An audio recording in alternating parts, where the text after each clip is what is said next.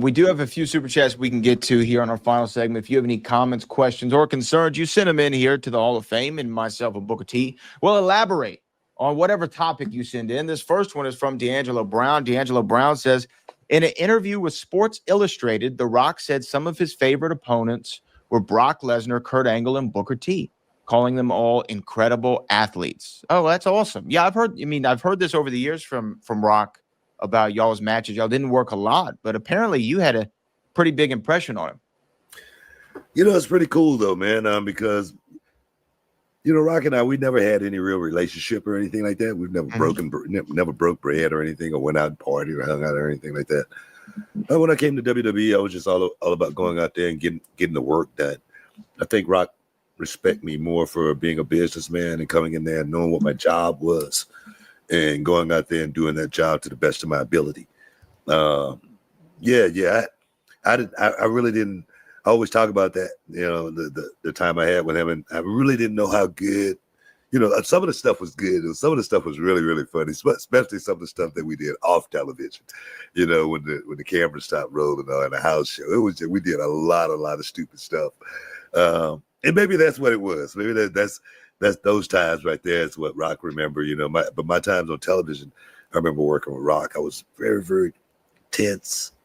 I was very, very anxious, butterflies, I don't know, high pressure situation, and being in those moments right there. And, man, I can only imagine being 2 years in going into a situation like that. No way, bro. No freaking way. But but I always I talk about, like, with my students, know what your job is, know what the details are, when you're in certain matches. And I was coming into the company, and I was working with one of their top guys. And one thing, you don't want to hurt the guy. It's the one thing you're thinking about. But the one thing also is you're thinking about not trying to make mistakes. We talk about mistakes in this business. The fans don't mind if you take your time and get it right. They do mind if you rush it and mess it up. You know what I mean? So I was always thinking about going out there and being precise and knowing exactly what my job was. So that way, I guess that's the reason I don't remember a lot of that stuff when I was working with The Rock, because I was just totally just in work mode. Yeah. No, definitely. And I remember a couple of years ago at the Houston Roughneck game, which, by the way, now we're the Houston Gamblers. They've changed the name. Oh, back to the Gamblers. Back to the game. All right. That's cool. Yeah. I like the Roughnecks, but I like the Gamblers too. So I'm not mad at it. And I think the UFL announced a few new places. I think Orlando's getting a team, actually, in the UFL. But I remember Roughnecks, you know what I mean? That's why they changed it. I don't know. I really don't know why. It's got to do something with social media. Somebody said something. Yeah, maybe. Why they got to be roughnecks? Why can't they be oil workers? Yeah, exactly. You know what I'm saying? It might be, but now, Gambler's gonna get. We're gonna get next with Gambler. Why can't they be professional money wagerers? Gambler carries such a negative connotation, and it doesn't. Anonymous. Oh man, the Gamblers are back. But I remember being sidelined and talking with The Rock. And that was the thing. But it's interesting that the article, and I haven't seen the Sports Illustrated article that D'Angelo was referring to, but he said, like, you were one of the most athletic people. And I remember I had the conversation with The Rock of, he was like, what did Booker play in school? Did he play like football or something? I said, no, he was actually a drum major. And I remember his Danny Garcia, who's his first wife and business partner, was like, I was a drum major. Booker was a drum major? What? And I remember us laughing about that because you did have this natural athleticism that obviously compared to, think about who The Rock just compared you to in that trio there of talking about all being great athletes. It's you, an Olympic gold medalist, and a UFC heavyweight champion. Hey, man.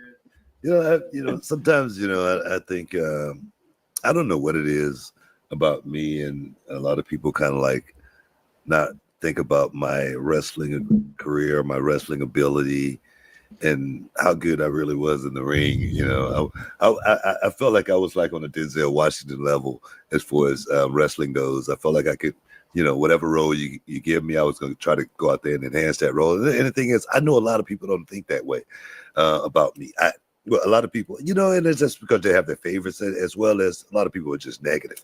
But you don't slip on a banana peel and win 35 championships in this business. You don't slip on a banana peel, you know, like, you know, being the most decorated champion in wrestling history. You don't slip on a banana peel, you know, closing WCW down as double champion. That kind of stuff just don't happen for the average person in this business. It don't just happen to people. Well, we like them. Let's just do it. That don't happen, guys. Okay, it doesn't. You know, you got to be literally on top of your game, man. And if I can't say this once, I'll say it 1,000 times. Preparation is the only luck you're ever gonna have. I was always prepared. I'm talking about in the ring, out of the ring. I always showed up prepared to go out and perform at the highest level, in the ring, out of the ring. I'm talking about if I'm, you know, doing an own sale, I might be asleep five minutes before. But when I step out the car to go get ready to do the job, I'm going to be wide awake and everybody's going to be like, wow. And when I finish it, I'm going to go right back to sleep. It's always about being Johnny on the spot. And that's what I've tried to instill in, you know, young people that I mentor.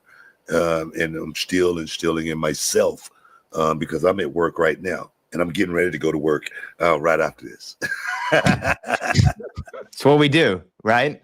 It's what we do. Yeah. Seriously. Yeah. Yeah. So it's just, you know, it's one of those things. But you know what? I always appreciate when it comes to your wrestling career, when the artisans and the greatest of all time, all of them always seem to give you the most props when they talk about you, which is probably like a strange feeling for you at times. You know, no, it's not. It's not strange at all, because all my peers, I went out there and I tried to make them all look good. Right. You know, that's what this business is about.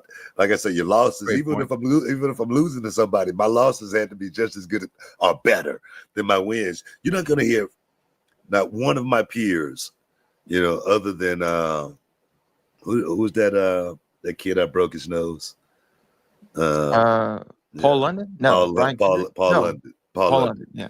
You know, he had some negative stuff to say about me. He said I was a little reckless, but I wasn't reckless. I was snug. You know what I mean? I was stiff. You know, Stone Cold Steve Austin, he even said that. You know, I cracked him, you know, and you know what he did? He cracked me back.